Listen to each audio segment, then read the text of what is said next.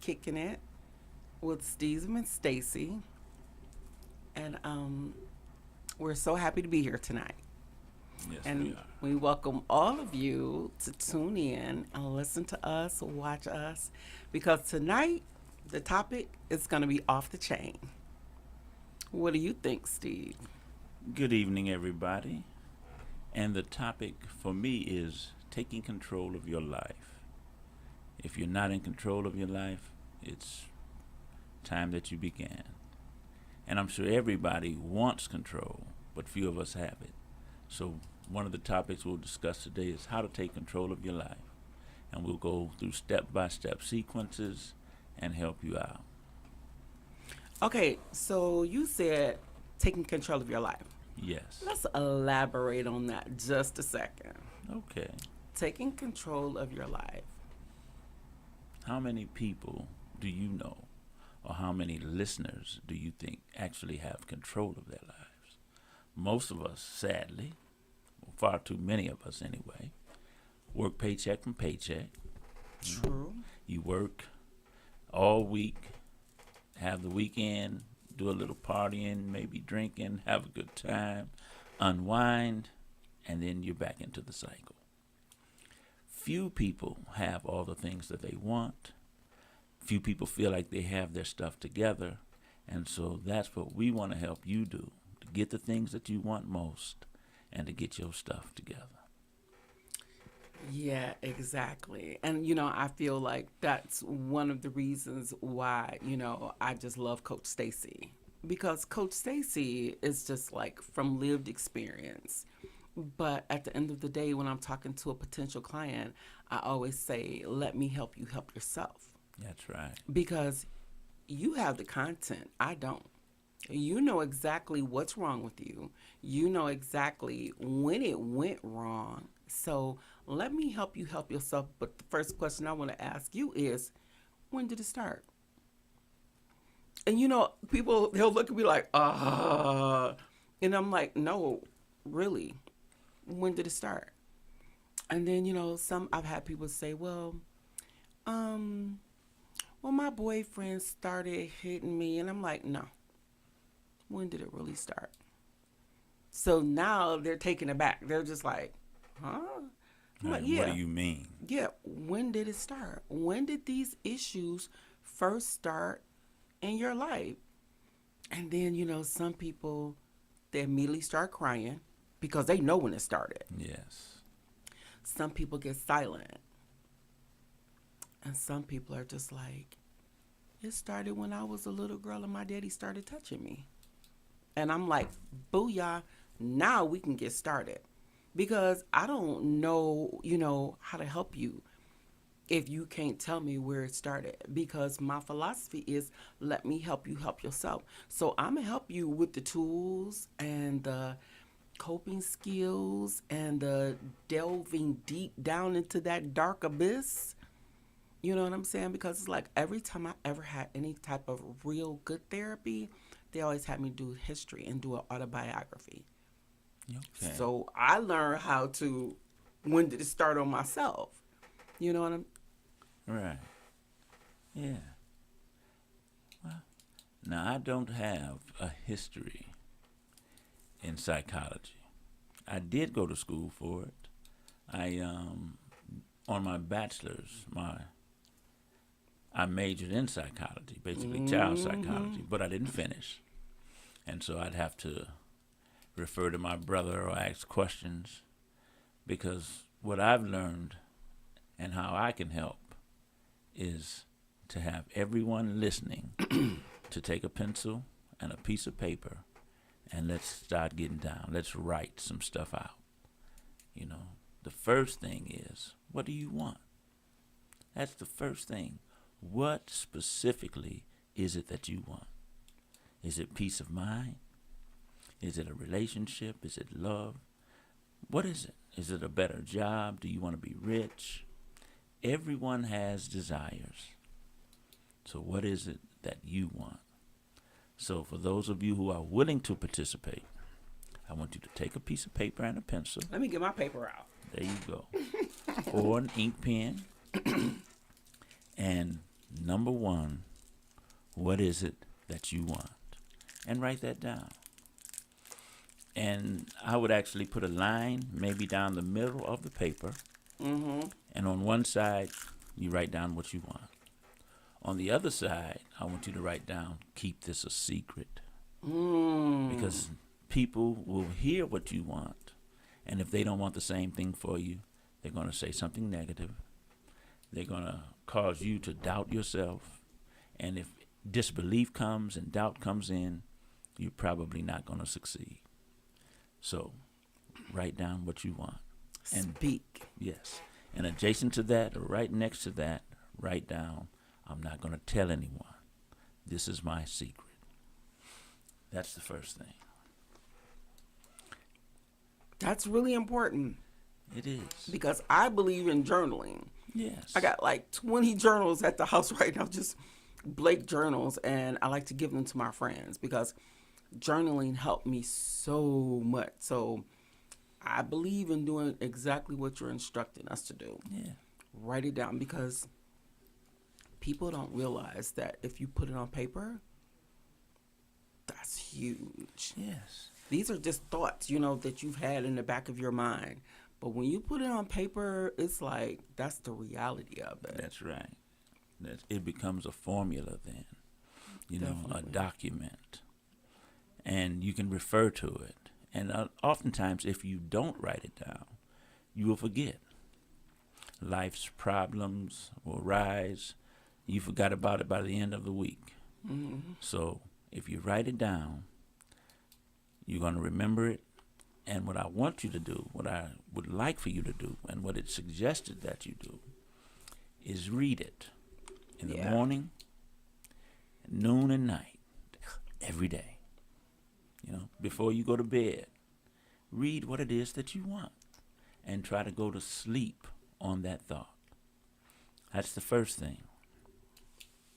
So, we can't see, if I said raise hands for all of you who are going to participate, I'd love to see hands, but being that we can't, I want to trust you to do so.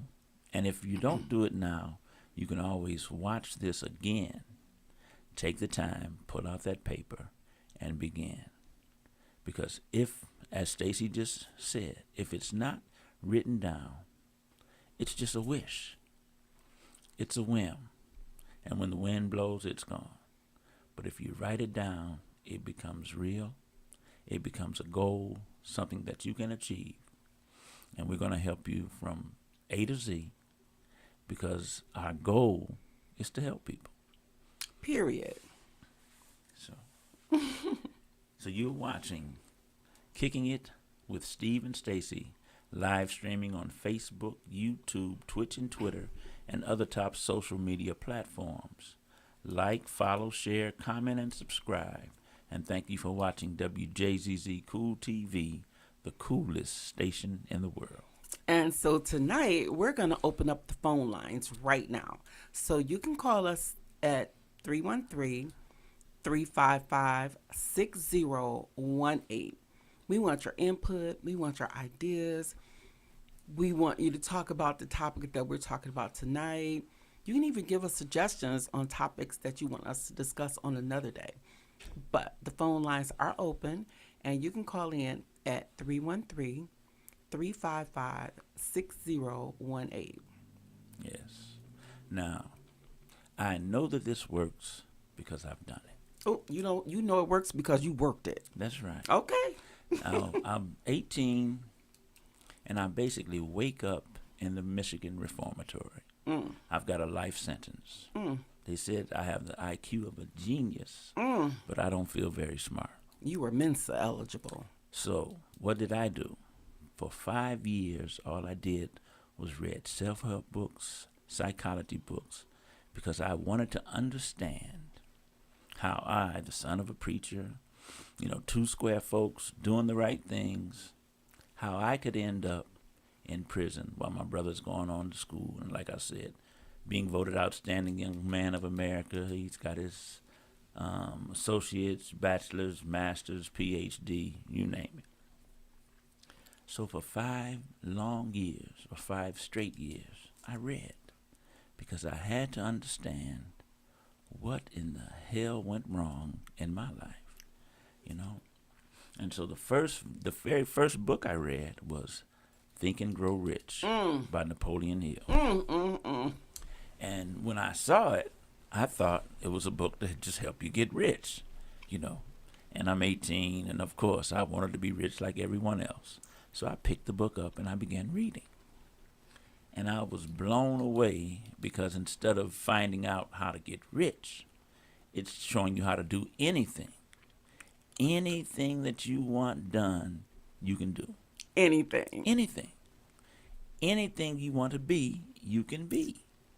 But there are laws and rules that you have to follow. And so I began learning those rules and those laws. The second book I read was How to Win Friends and Influence People. And I'm amazed because in these books, I saw myself. All of the qualities and characteristics that they said the rich have, the successful have, were innate. I'm talking about maybe it was because of the formative years that my dad and my mom taught us all the right things. They were great parents. But I'm in this spot, in this cell, reading these books, and I'm seeing myself on the pages. And it was an indescribable feeling. It was incredible. Because I knew then that even though I had committed acts and crimes that put me there and I deserved to be there, this was not my home. This was not my final resting place. And so, years later, after 41 years in hell, I'm released, and I employ these techniques, doing just fine, and my message is that so can you. Period. Right. So if you're a single mom, single dad, you're strung out right now, it doesn't matter. If you really want to change, if you really want to take control of your life and get your stuff together, now's the time. So I have to backtrack a minute because when you said the very first book you read was Think and Grow Rich by Napoleon Hill, oh my God. That's like one of my favorite books, one of my favorite authors. But I'm going to tell you, it was a point in that book when they were talking about the Carnegies and the Mellons and the Vanderbilts. I was like, whoa. Henry Ford was in a courtroom, and the judge was questioning him. Ridiculing him. Ridiculing is right. I was just trying to be diplomatic and nice. But I remember at one point he asked Mr. Ford, how do you know all of this? How could you possibly know all of this? And I guess Mr. Ford was getting a little, you know what I'm saying, tight. And he told him, he said, look, Your Honor, I have a desk. And I have buttons on my desk. And whatever I want to know, the person is doing the painting, the person is doing the engine work, my secretary, is called delegation. I don't need to know all of this because I know that a smart man knows how to delegate duties. That's right. Because there's no way, as the president and CEO of a company, I can know all of these different things. When I read that, I was like, whoa. Because do you know how many people are afraid to let go? You know how many people are afraid to relinquish some of that power? Yes. You cannot know everything. You cannot be everything. You just can't. It's just virtually impossible. You have to trust somebody enough to delegate those duties. Yeah. And that's the bottom line. But as soon as you said, I was like, ooh. Yeah. I got to speak I remember on this. that story. Yes. Yes. And they were ridiculing him for being uneducated. Period. That was the theme. Yes. So they're saying, you're an uneducated man, and how can you do this and how can you do that? And that's when he told him about this intercom or this box with all these rows of buttons. Yes. And if I need to know something, I just push the right button. You know, and I was like, wow. And you know what? Something else. This is not. I gotta go off subject a little bit, but that just puts me in the mind of, if you got these different buttons with these different people, and they know what this is, that's almost like your circle. Yes. You got to keep your circle tight, and you got to keep your circle right. Because I'm going to tell you something. If we in a boat, I want everybody to be rowing that paddle. I don't want the few in the back to be drilling holes in the boat. That's right. And so many times that happens. But when that does happen, because it's definitely going to happen, especially if you got the juice. But what we got to do is we have to get a sense of discernment and peep it out. Because with me, I'm the type of person, I just love everybody. You know what I'm saying? I want everybody to grow. I want everybody. But even me, sometimes I have to be like, you know what? That sister is not for you, Stacy. And you need to walk away. But like Joel Osteen says, don't just walk away in anger. Don't get pissed off. Don't walk away cussing and fussing, trying to be vengeful. What you do is you smile. First of all, you got to pray. You know what I'm saying? There I go with that note. Okay, so that's something I gotta bring that up later on. But anyways, you have to walk away in peace. You gotta pray. And you gotta ask God to guide your steps, guide your thoughts, and guide your tongue. But you really gotta walk away in peace, because you might be pissed. This person may have done something really foul. You know what I'm saying? But you got to think about it. And you got to walk away in peace. And when you walk away in peace, I really want you to wish them the best. Yes. But don't do it in a facetious manner. No. Wish them the best for real. Because guess what? God don't need no help. And that's the right thing to do. It is the right thing to do. Right. But I didn't always do the right thing. Because when I say I was the most vengeful chick out there, oh my God. If you did something to me, I want to get you back, and I want you to know I got you back. You know, some people are like, oh, I'm going to get her back, but I don't want her to know. No, I want you to know that I got you back. Okay. And that's how I lived. And sometimes when I think about it, I think about how much time I wasted. You know what I'm saying? Because when here I go with that, you know what I'm saying again.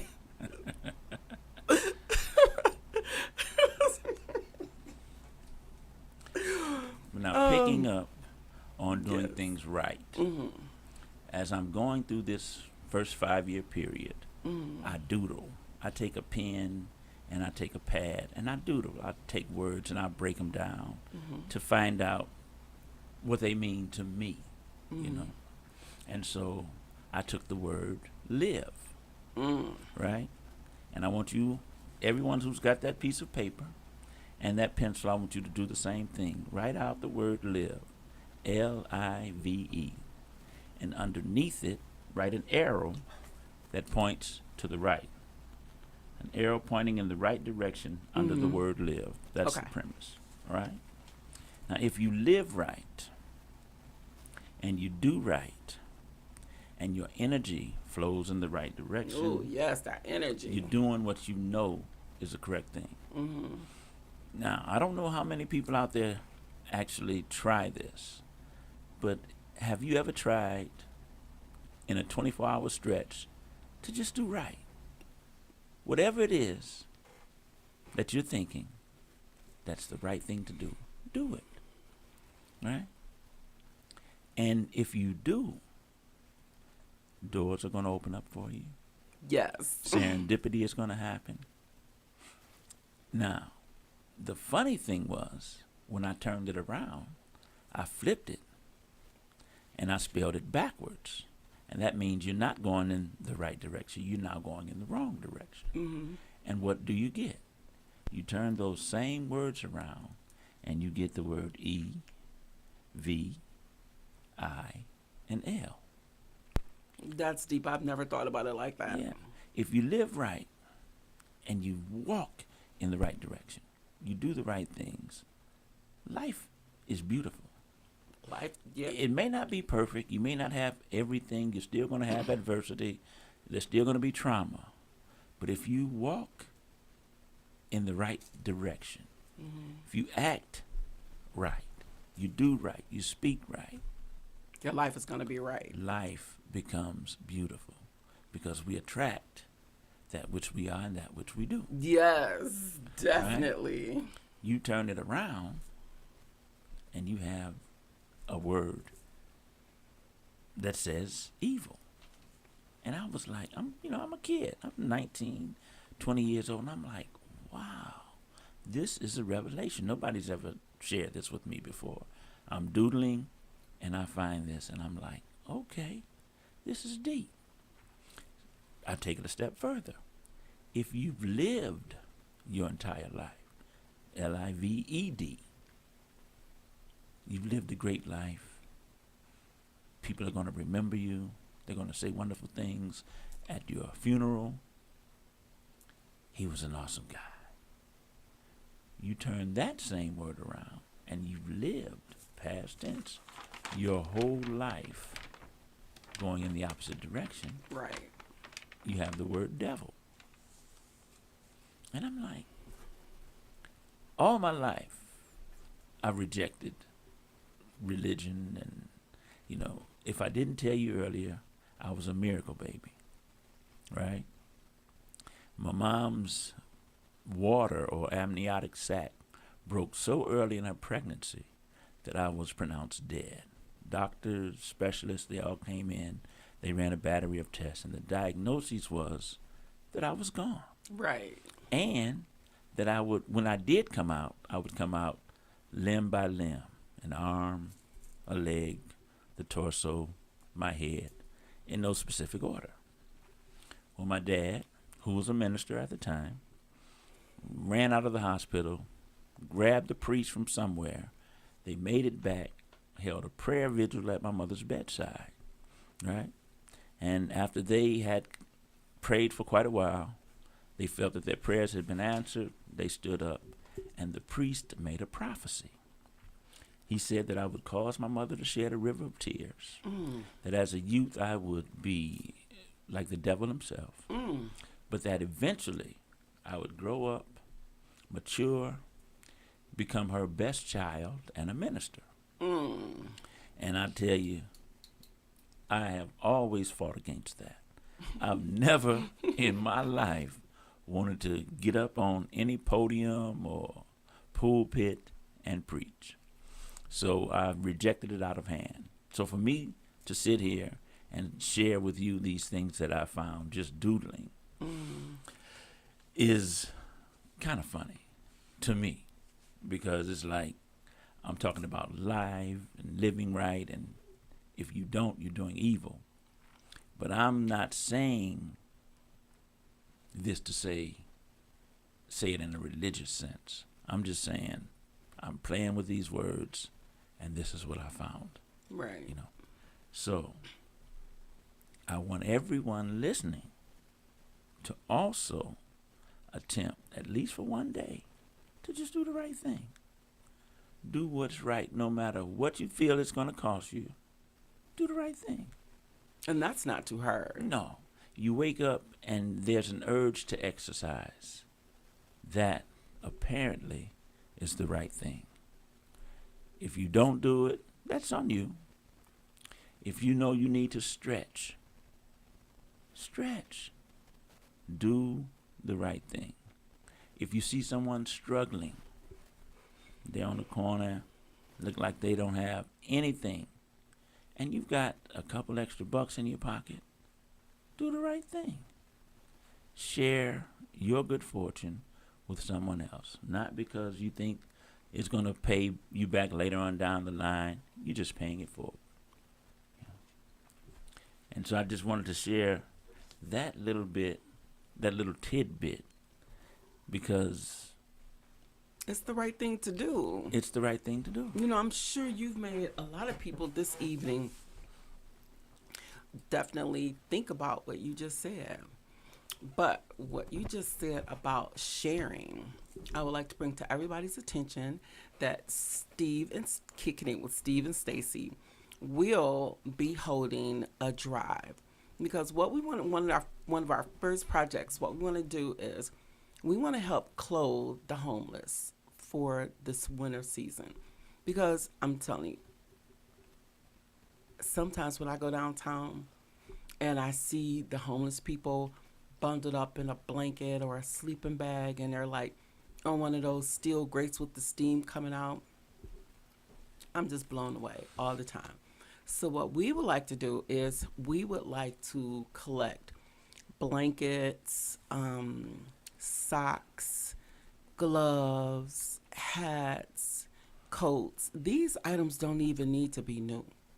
You know what I'm saying? Go in your storage and just get some items that are gently used. Just, make sure they're washed. But we would like to collect these items so we can distribute them to the homeless people in both Detroit and Flint. And I've got about 4 or 5 boxes. Just, when you move, you find out and realize that you've got too much stuff. Definitely. And me and my husband, we always donate to my brother's keeper in Flint. So we were just going through the garage, and he has like bags and bags. It has to be like at least 20 or 30 sweaters, and then it's like, how you like I like V-neck white t-shirts, and I probably got like 25 that are, still in good condition. They might have a little hole here, a little hole there. But, I just feel like, after I wore you for like 6 months to a year, I just want something new. But I got like 25, maybe even 30 V-neck t-shirts in a size extra large, but we want to collect socks because, a lot of times homeless people need socks. So we're collecting socks, gloves, mittens, scarves, hats, jackets, coats, gently used, anything that you would like to donate. We will definitely be collecting that. So we're starting now, and today is November 8th. November the 8th. Yeah, we'll probably do it for like maybe 6 weeks. Okay. So, right up near Christmas time. Definitely like around Christmas time. Okay. Yeah, I think that'd be really sweet. Yes. So right now, our phone number is 313-355-6018. Callers, feel free to call in tonight. We're waiting on your calls. And you're watching Kicking It with Steve and Stacy live streaming on Facebook, YouTube, Twitch, and Twitter, and other top social media platforms. So like, follow, share, comment, and subscribe. Thank you for watching Wjzz Cool TV, the coolest station in the world. Absolutely. Now, getting back to writing and taking control of your life. When you read these statements that you wrote, or better, even before reading them, when you write them down, write them in the present tense, right? Not that I want to be a supervisor on the job, but that I am a supervisor on the job. Period. And you read it in the morning, you read it at noon, you read it at night. But you read it with feeling. It must be felt in order to become real. They've got this thing, and again, I find most of this out through reading over the years. But whatever you feed the subconscious is going to be born.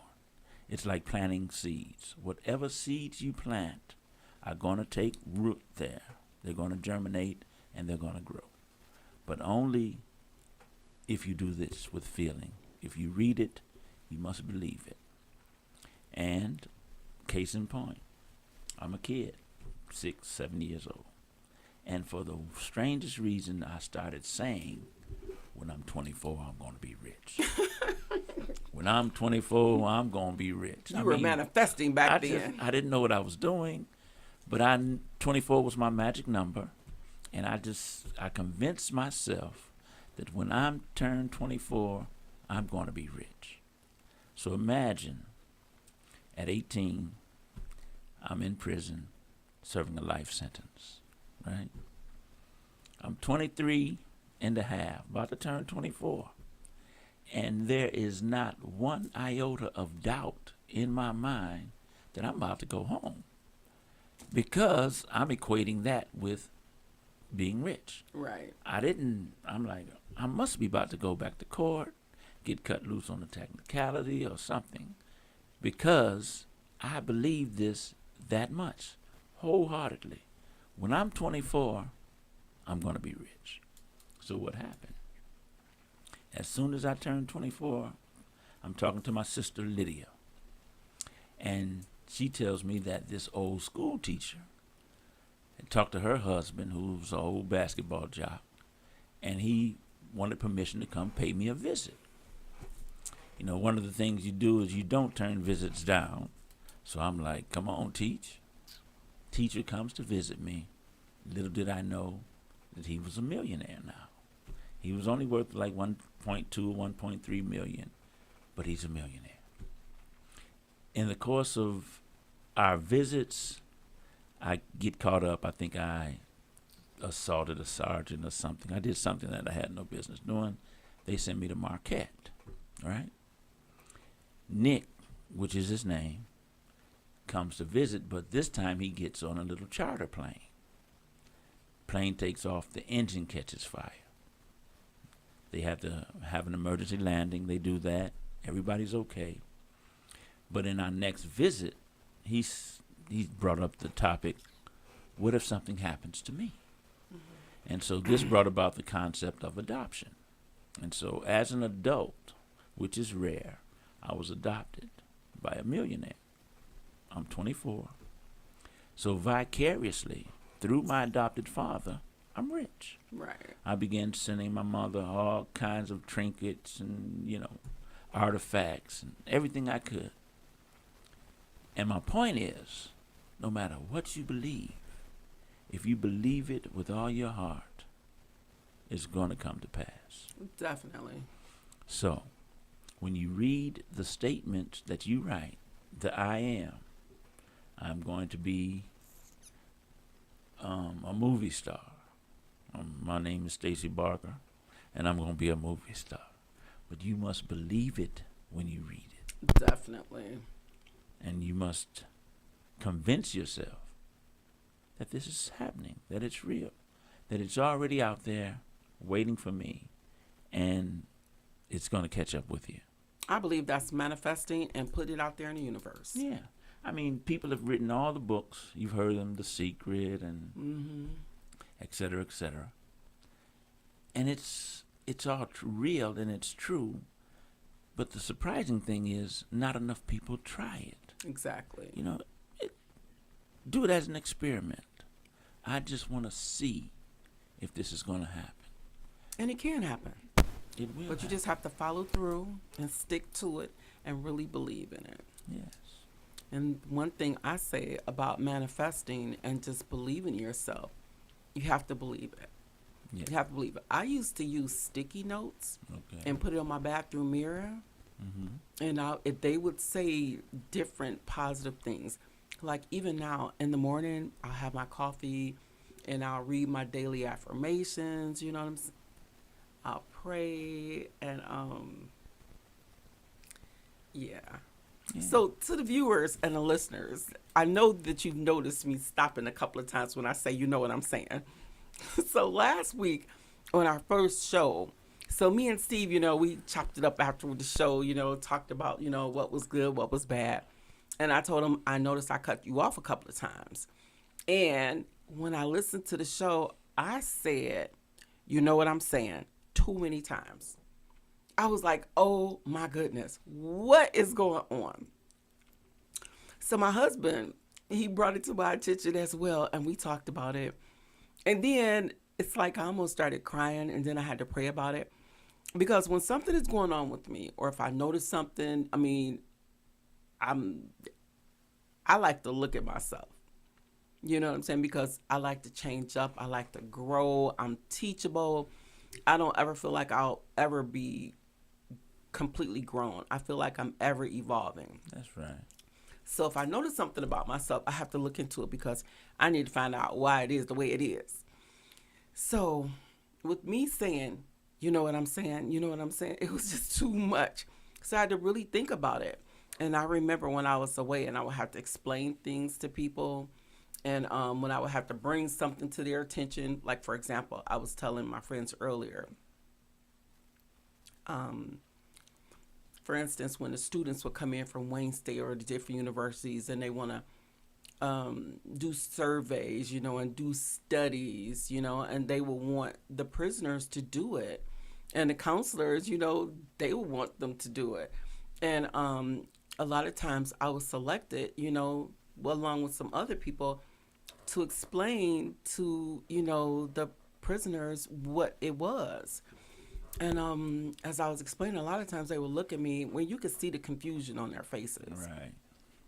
And then I would explain it a different way. Or they would say, Stacey, I'm not understanding what you're saying. Break it down for me. And I would have to re-explain it. And then I always found myself looking at them because I'm giving them direct eye contact and I could tell they really don't understand it. So I will start saying, you know what I'm saying? Just trying to get confirmation from them.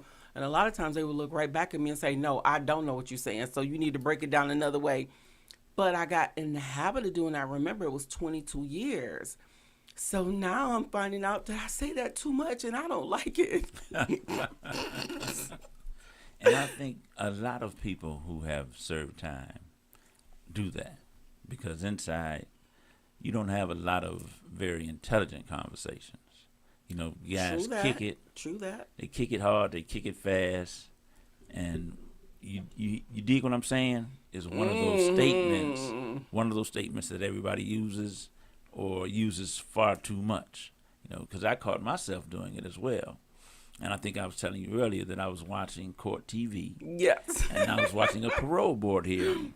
And the guy's trying to go home. But he kept saying, you dig what I'm saying? Right. You see what I mean? Mm-hmm. And I was like, say what you mean so that they'll understand it.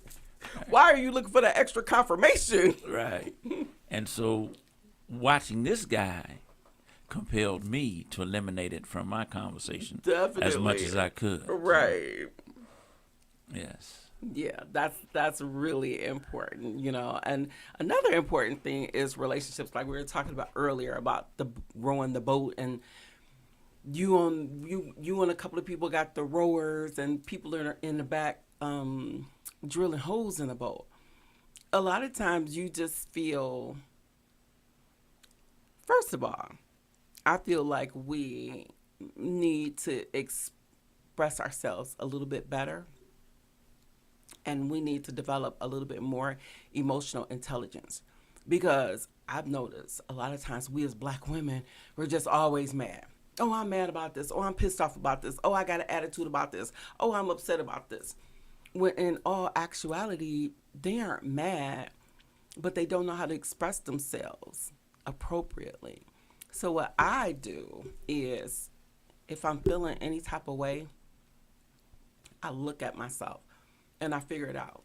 Because I could be feeling a lot of things. I could be feeling disappointment. I could be feeling embarrassment. I could be feeling like I could be let down. Mm-hmm. I could be feeling confused. Mm-hmm. I could be feeling scared.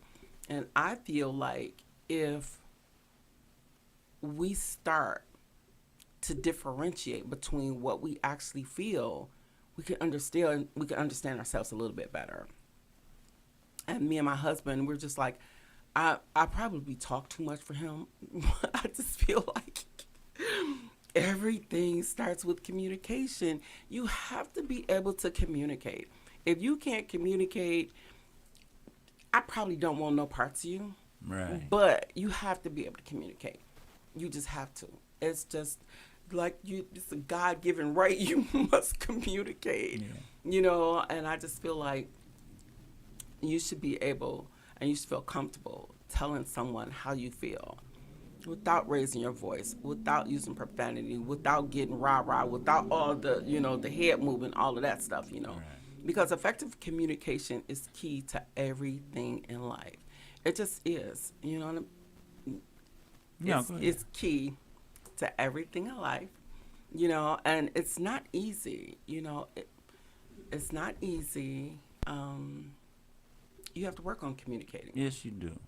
And the ironic part with me was I would rather write than speak verbally.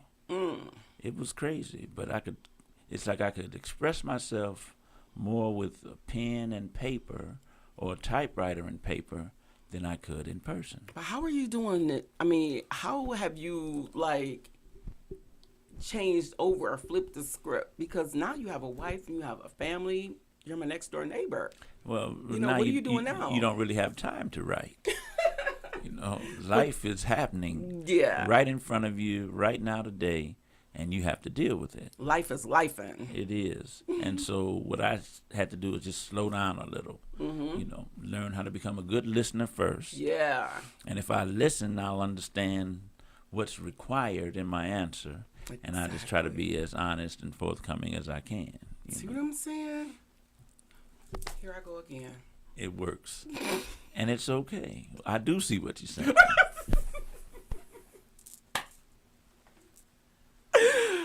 Oh, But my I'm goodness. convinced that life is this beautiful gift that we've all been given. It is.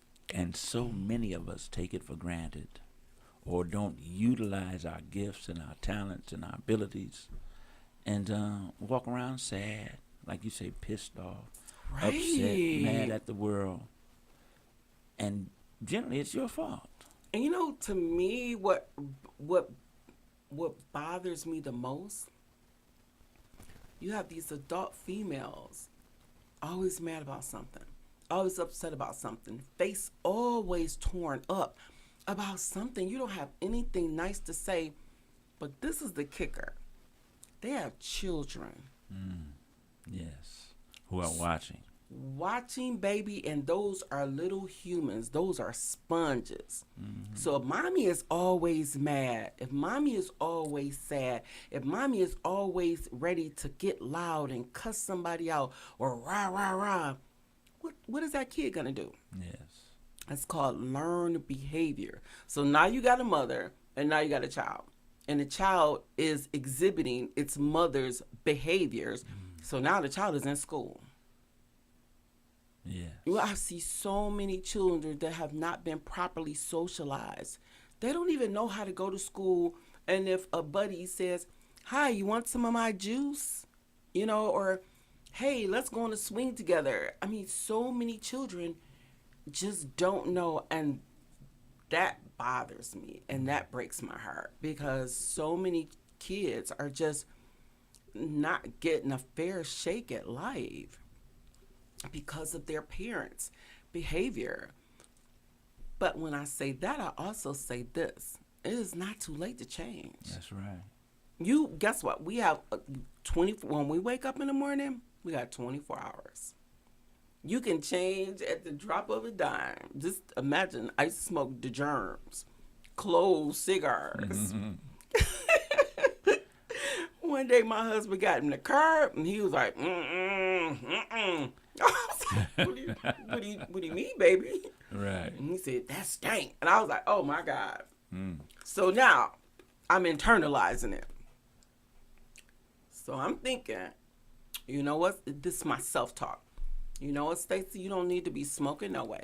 Your daddy died of cancer. Your grandma died of cancer. Why are you smoking anyway? Right. Because it was a crutch. When I would get upset, oh my God, I would go smoke. Yeah. I would go and smoke. But when he said that, I put that last pack down, and I haven't smoked since October of 2022. Okay, I'm going to share with you my smoking story. Okay. But right now you're watching Kicking It with Steve and Stacey live, streaming on Facebook, YouTube, Twitch, and Twitter, and other top social media platforms. Like, follow, share, comment, and subscribe.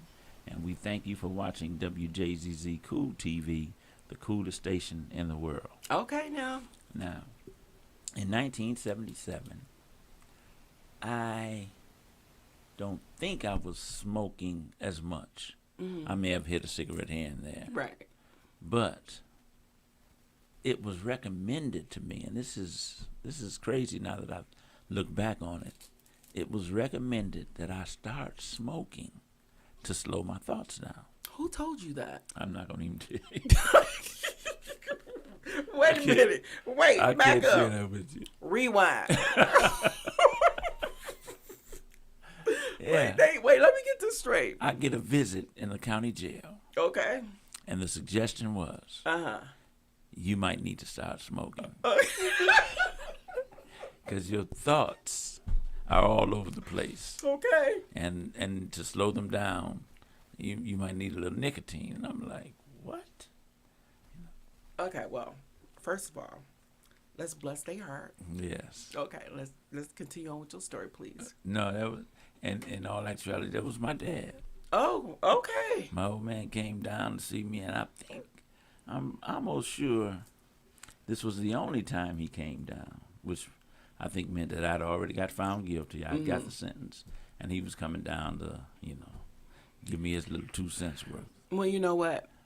It was coming from a good place. Yes. You know what I'm saying? Daddy was just trying to help you because you was probably looking like you had ADHD and you didn't have the Adderall. Probably. So back in the day. And I started smoke. I chain smoked for years. Oh, okay. All right. I'm talking about I would put one cigarette out as I was lighting another one.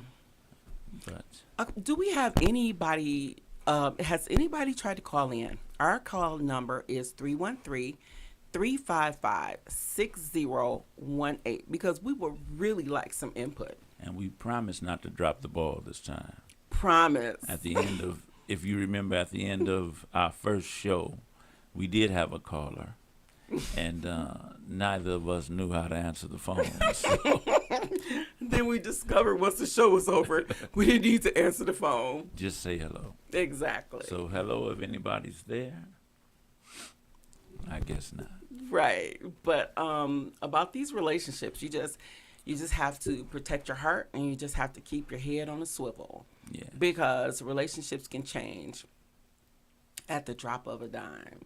Yeah. So what you have to do is you have to be mentally prepared, to handle that. Because it's a couple of ways you can handle it. You know what I'm saying? It's a couple of ways you can handle it. You can either act out or you can level up and you can elevate yourself. You can pray. It's a few things you can do. I've had some bad breakups. Yeah. I've had some really bad relationships. I've had some really good relationships. I've had some pretty toxic relationships. But you just have to pray and you just have to look forward to God sending you or putting you in a place where you can have a good relationship. Because relationships aren't easy. No, they are. But as long as your heart is in the right place, you're going to be okay. And as long as God is like right at your forefront, like right next to you, you're in good shape. You know what I'm saying? And as long as you are for the right thing, you can definitely have a good, productive, peaceful, positive, high vibrational relationship. Now, we've actually run out of time. Okay. So if you have taken a pen and paper and you sincerely want to take control of your life, you can go on Facebook, Twitter, whatever, and find us there. On Cool TV, with WJZZ Cool TV. It's on Facebook. Leave a message, text, whatever, and we'll get back with you. Subscribe. Okay. Subscribe. Yes. Check and us we'll out. answer any questions that are posed and go a whole lot deeper into the concept of writing out what it is you want, require, and desire. Definitely. And don't forget, we're collecting gently used items for the homeless. So we're collecting socks, T-shirts, jackets, coats, scarves, gloves, mittens, sleeping bags, blankets, whatever you want to donate for the homeless. Because just think about them out there. When we run outside with our jacket, just imagine them not having a jacket. And just look at it like, instead of throwing it away, because we throw so much stuff away, it's ridiculous. Yeah, definitely. Instead of throwing it away, put it in a box and donate it. Yeah, because... And we'll put it to good use. Yeah, because Kicking It with Steve and Stacy is on a mission, and one of our missions is to help our community, one person at a time. So however we can do it, whenever we can do it, we are definitely game. So if you want us to come to one of your events or anything, just give us a call and just let us know. Contact us via Facebook, via Instagram. But Steve and Stacy are here to kick it with you and do good in the hood. Yes, sir. And with that, We're going to